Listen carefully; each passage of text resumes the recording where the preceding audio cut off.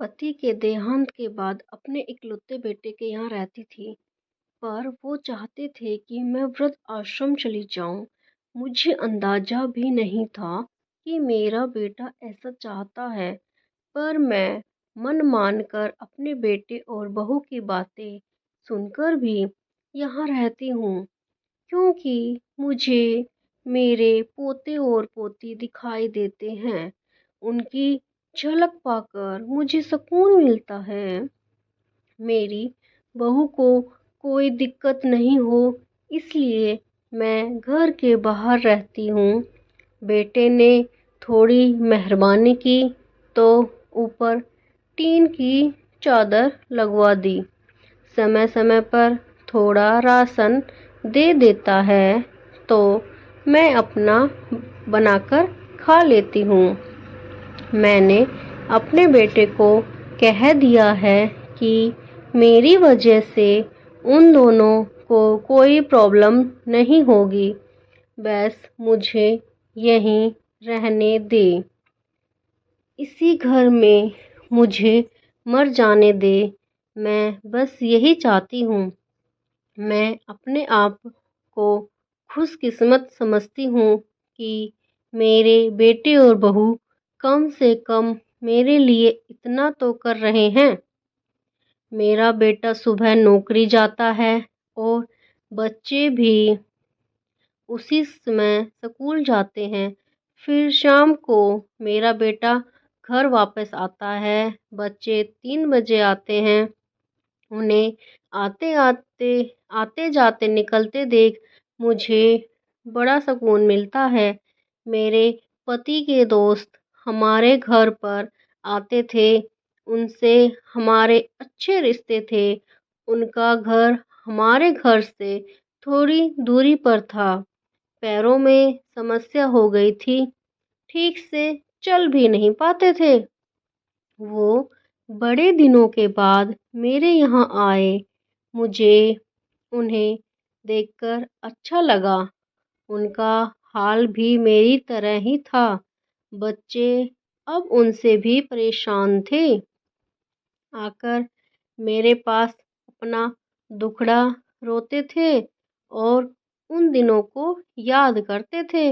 बुढ़ापा हम जैसों को बहुत रुलाता है। उनकी पत्नी का स्वर्गवास हो गया था और उन्हें चलने उठने में समस्या थी, इसलिए वो अपना खाना भी नहीं बना पाते थे।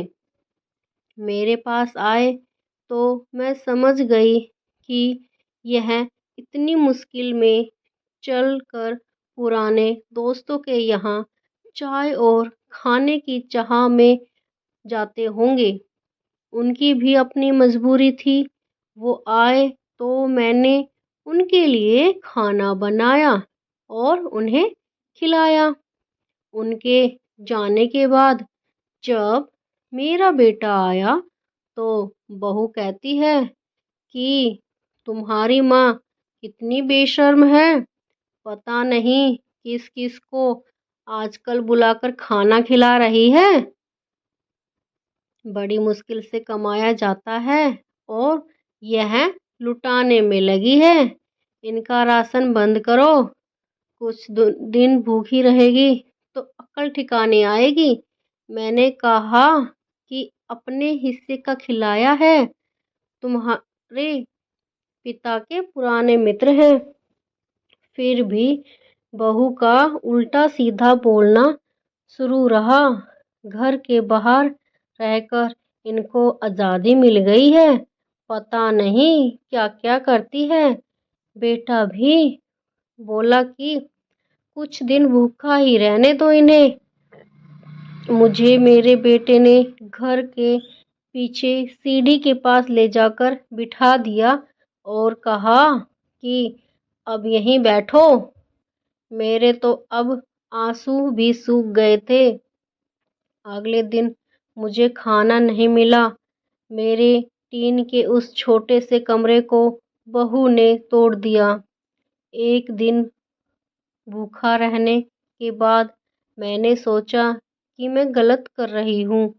मुझे अब अपने बेटे के यहाँ नहीं रहना चाहिए और शायद गलती भी मेरी यही है। मेरी ही परवरिश में कोई कमी रही है, तभी तो यह परिणाम आया है। अगली सुबह मैंने अपने बेटे को कहा कि मुझे वृद्ध आश्रम छोड़ आ। अब मैं दोनों को ज़्यादा परेशान नहीं करना चाहती हूँ। बहू ने कहा कि एक दिन भूखी रही तो अक्ल ठिकाने आ गई ना। बेटे के चेहरे पर अजीब सी खुशी थी। जल्दी से तैयार हो गया मुझे छोड़ने के लिए। बहू ने कहा कि आज की छुट्टी ले लो, यहीं आस-पास मत छोड़ आना, कहीं 3 दिन में वापस आए। मैंने अपनी बहू से कहा कि बेटी चिंता मत कर, मैं अब नहीं आऊँगी। मैंने अपने पोता-पोती को गले लगाया। मुझे पता था कि अब मिलन नहीं हो पाएगा। बेटे को भी चाहती थी कि एक बार जी भर के गले लगा लूं, लेकिन वो बोला चलो जल्दी करो। मैंने बहू को कहा बेटी अपना ध्यान रखना। मेरा बेटा मुझे छोड़ आया। वहाँ आकर मैंने देखा कि मेरी तरह कई हैं, थोड़े दिन उदास रहते हैं, फिर सच को स्वीकार कर लेते हैं। मैं अब यहाँ खुश हूँ, कुछ काम भी करती हूँ। मैं चाहती हूँ कि जो मेरे साथ हुआ वो किसी के साथ ना हो, लेकिन ऐसा कब किसके साथ हो जाए कोई बता नहीं सकता। लेकिन माँ बाप को चाहिए ऐसे समय के लिए भी तैयार रहें। बस बच्चों को पाल कर बड़ा कर दो, उनसे उम्मीद मत रखो। उम्मीद है आपको मेरी ये कहानी अच्छी लगी होगी। आप मेरे कहानी को ऐसे ही पसंद करते रहें। मैं ऐसी कहानी आपके सामने लाती रहूँगी। धन्यवाद।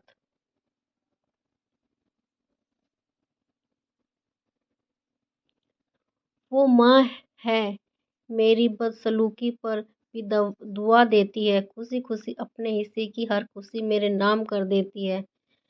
माँ ऐसी ही होती है, माँ ऐसी ही होती है।